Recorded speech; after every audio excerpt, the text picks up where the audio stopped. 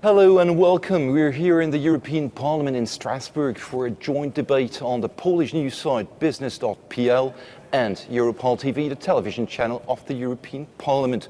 Our topic today, energy and climate change. By 2020, the EU wants to reach a 20% reduction in greenhouse gas emissions for 20% of energy to be produced by renewables and 20% improvement in EU energy efficiency. So, how will the EU reach its targets known as the 2020 targets? Is this still feasible? To discuss this with us today, let me present our guests to you. First, Catherine Trautmann, hello and welcome. Hello. You are a French MEP, member of the Progressive Alliance of Socialists and Democrats at the European Parliament, also former mayor of Strasbourg, so you're in your hometown here. You've said there is no real European energy policy, just national policies unable to work together. Do you still confirm this quote I read in the newspaper? I think that we have very ambitious targets, but we need to have a real common will to obtain the results of this, for these targets. And the national mix are sometimes in contradiction. That's why I think we are not totally prepared to have a common policy. Okay, thank you, Madam Trautmann. We'll have the possibility to talk about it during the debate, and I'll now give the floor to my colleague Martina to present the other guests. Yes, Patrick. To my right, our other guest, Mr. Reinhard Bütikofer from the Greens, German MEP. You once said in an article that you were questioning the 2020 EU targets. So do you still think like that? Well, I'm questioning the targets from two angles, really. On one hand, I'm not convinced that they are ambitious enough. On the other hand, there is reason to question whether we will attain even these goals if we don't improve on our act. We'll get back to that in a few minutes. Our third guest is Mr. Jerzy Buzek, an MEP from Poland, who represents the European People's Party. And you once said that we cannot avoid rising energy prices unless we have a well-developed and full energy market. So could you still admit these words? Well, yes, internal energy market could be very supportive from many points of view. Let us remember that we have three most important goals which were defined in 2007 and we never changed them. It's security of energy supply, competitiveness of the costs, and environmental protection together with climate protection. So let us remember all the time about three our most important goals. Mr. Buzek, thank you for this one. We'll come back to it too. I have one questioning also.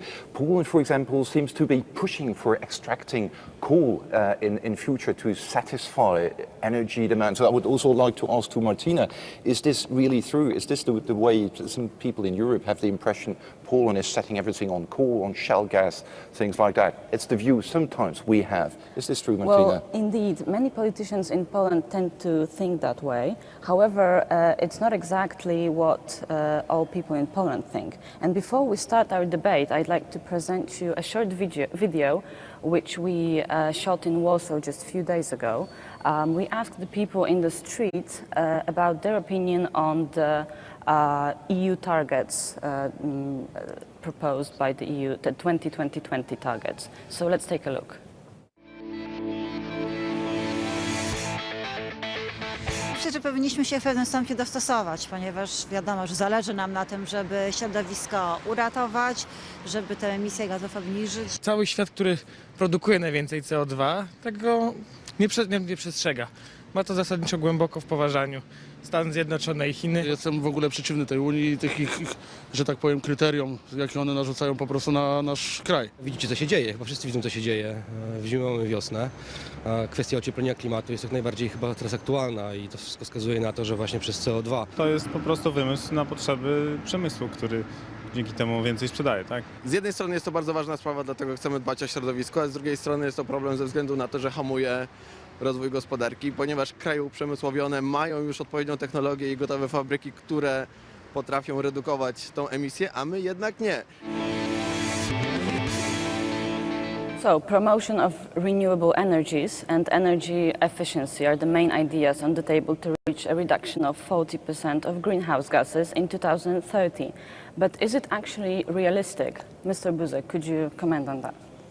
Yes, I'm quite sure it's realistic, but everything depends on the timetable. What is very important that we should not mix our goals and our tools. Our goal is, as a matter of fact, minimizing emission, not minimizing the using of coal, because I would like to prefer the wording low emission economy, not low carbon economy. But Mr. Buzek, it's also an economical question, and let's say it frankly, you come from a region where coal is produced, very frankly, and this is part also of politics.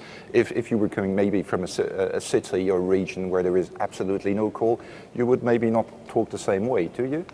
Well, I feel to be very responsible for the climate issue. Human beings are causing the climate issue, climate change. So we should prevent that. But everything depends on the costs. If we compute the average European cost, it's not the same as to compute them from country to country. For example, in France, we've got energy produced from nuclear. So this transition to low emission economy is much easier than in the case of Poland, and much cheaper than in the case of Poland if you want to change with 90% of electricity production from coal to, let's say, 20 or 30% of such a production. So let's give the floor now to maybe Trautmann. I saw you a bit questioning when you were listening to Mr. Buzek here. Do you agree on that or not? I have three remarks on what Mr. Buzek said. First one is that we must look the financial costs and the health costs, because I am from a region in which during years we were strongly polluted by the gas emissions from coal, and especially from the Ruhr region. So we could see acid rains and different effects on the human health. So I think that there must not be a contradiction between the economic goals and the social goals. Second, Mr. Buzek said it's less expensive for France, but I want to answer that to stop Fessenheim, for example, a nuclear plant in my region, is very, very expensive, because there are indemnities to give to the EDF, the big electric productor. So this is the choice of our government, to replace nuclear power by renewables. You said that the 2020 targets were not that reasonable. Could you please expand on that? What would be the better idea now? If you go back to the climate conference that Poland hosted in the last year, it has become obvious that we are by no means globally on track towards a maximum 2-degree increase of temperature, average temperature, as scientists have told us we should be in order to prevent extremely dangerous climate change. We're more on track towards plus 4%. And all the analyses that we know signal that this would be not only environmentally extremely negative, but also economically extremely costly. There are internal evaluations of the Commission that say if we reduce the CO2 emissions, that helps job creation. But if we add an ambitious renewables target to that, that doubles the job creation. Can I just add something?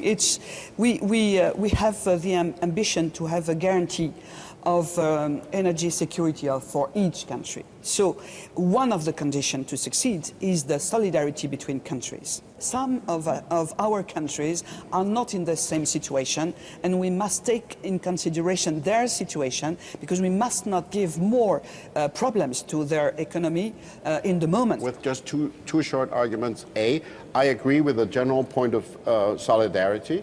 So Poland, being a country that has inherited a strong dependence on fossil fuels, yes, has to be treated in an adequate way and not just like everybody else. I agree with that. Thank you very much for all your remarks, because I think I can accept them, because solidarity in this case and different treatment of each member state is very important. If we say about our main goals, is also security of supply. If you use indigenous energy resources, you must have much more security in your country. That's very important for us today. And Mr. Buzek, if I just may underline one thing, I'm just going on the Polish audience. Martina, could you tell us what you did?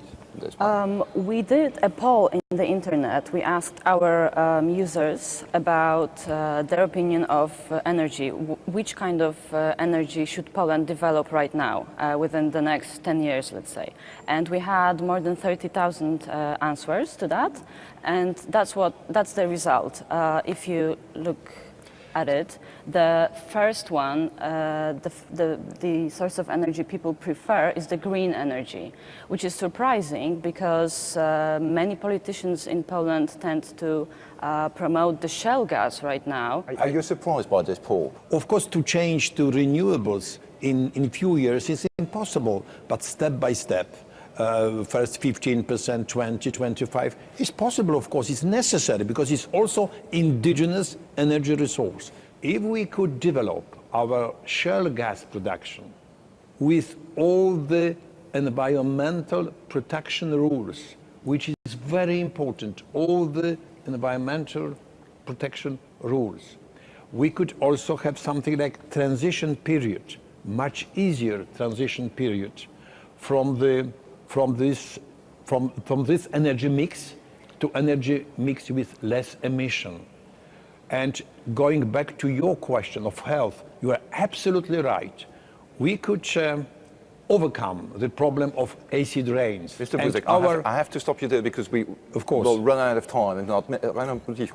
I saw you clearly reacting when the word shale gas came on the floor. So, well, look, every country has to take their own decisions about their own energy mix. So I'm not going to tell the Polish what they should do.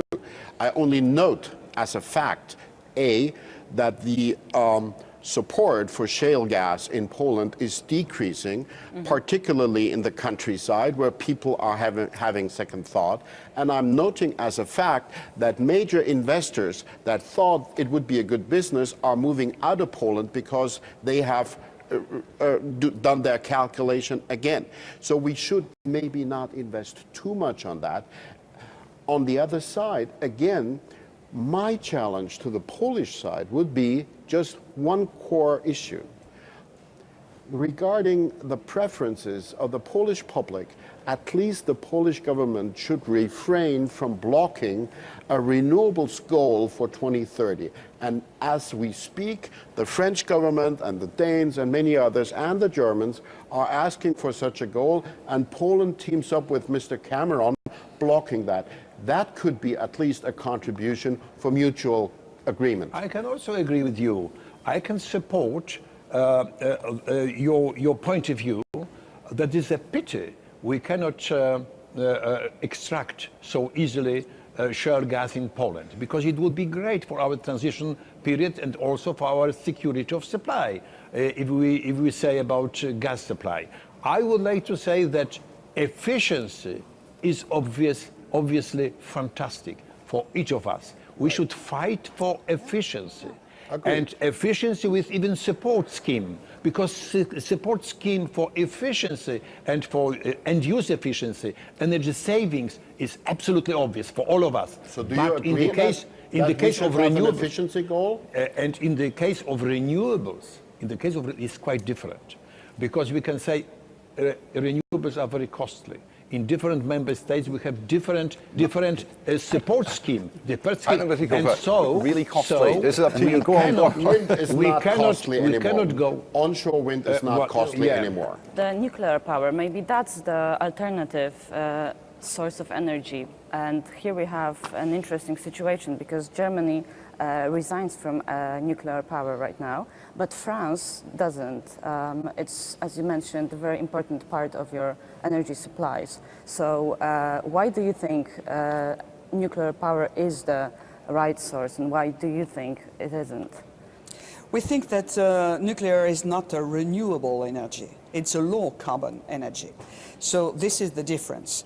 And in a moment in which we want to obtain results on the ambitious target of reduction of greenhouse gas emissions, of course, nuclear plants are useful. But we decide to make this diminution and transition with the increasing resource of renewables. But what we see with Germany is that Germany decided to have a renewable source, but without discussion too much with the neighbors. And then we have the problems with the priority of renewable, which are not constant in the production, which give higher costs for electricity, for example. And there is the problem today of the networks, of the grids. So what we need to maintain is our own strategy, because we discuss with American, with Chinese, with Russian, with Indian. And in this period, we need to obtain an international agreement on that. But it is true that we are phasing out nuclear in Germany, and this is a national consensus in our country. But look at the numbers. Nuclear now contributes about 22% to the overall electricity supply. We will phase out that by 2021, 22. In France, nuclear has a percentage of roughly 75, and the French government has said they want to reduce that quota to 50. So their ambition is comparable regarding where they start from. So nuclear is not going to be the future. And if you look at the UK, who are investing in nuclear, they have come to the conclusion that in order to find an investor that would do the business, they have to give a subsidy that is twice the amount of renewable subsidies for a long period of time. So from an economic point of view, that would be a waste of money. And for a transition period, we will need some fossil, and we should make sure that they are as efficient also as possible. As secure as possible for our health. It's absolutely obvious. But what would I like to underline? That we need more money for research. Yes. If we want to improve renewable technologies, which is very important, to make it cheaper, or to propose a real clean coal technologies with highest efficiency, and maybe with CCS, carbon capture and storage, as well in the future. So to spend more money for research in renewables and fossil fuels. You're talking about research. For this, you need a common ground to do this. Do you have the impression, very quickly, last question, do you have the impression there is a possibility to talk about a common energy policy today in Europe, yes or no? Is there, we talked about the grids, the question of the grid. Will a European grid be possible one day or not, or should we just forget this? Yes or no? Very quickly, Catherine Trautmann. We need decisions, we need strategy and financial support. These are the conditions. But without the common will, it's impossible. But this is the chance of Europe to do it. Okay, we don't have a common energy policy yet, but we have taken important steps toward one, and we should take additional steps in the future. Internal energy market is a big step forward, and in the European Parliament was 97% of support for internal energy market, and we should start from this point and to organize ourselves in this market. Then it will be supportive from three most important goals: security of supply, competitiveness of prices, and environmental protection. Unfortunately, we're running out of time. So thanks to all our guests. Well, thank you for joining. Thank you also for watching, and see you next time on Biznes.pl and EuroparlTV. Au revoir. Do widzenia.